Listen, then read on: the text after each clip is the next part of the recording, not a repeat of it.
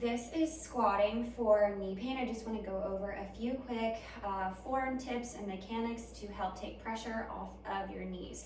So oftentimes, just making these quick adjustments with a squat is going to help reduce knee pain that you're feeling if you're feeling it in the front of the knee or in the inside part of your knee.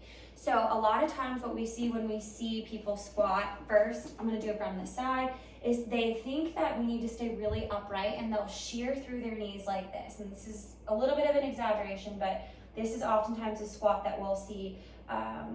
What happens here is that when you shear your knees forward, you create a lot of pressure through your knee joints. What we want to do is take a little bit of pressure off of the knee. We want to put it on the glute.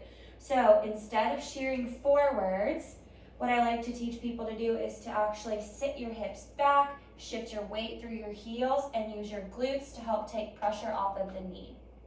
So that's one quick tip. The other thing that we see with squats and knee pain is oftentimes we'll have people squat and they'll show us a squat like this, where their knees start caving in like this, okay? And come back up. What happens here is our body weight is distributed down through our lower extremities through the inside of the knee here. A lot of pressure comes right through the inside.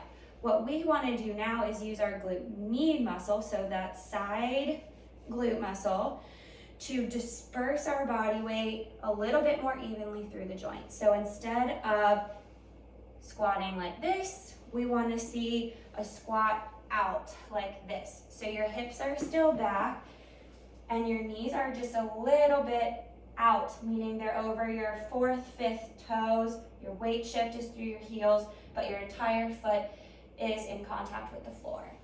One way to help with this is to use a band. So if you have one, take a band, put it above the knees, feet are hips width apart, and you're just going to squat and push out into the band, and then come back up.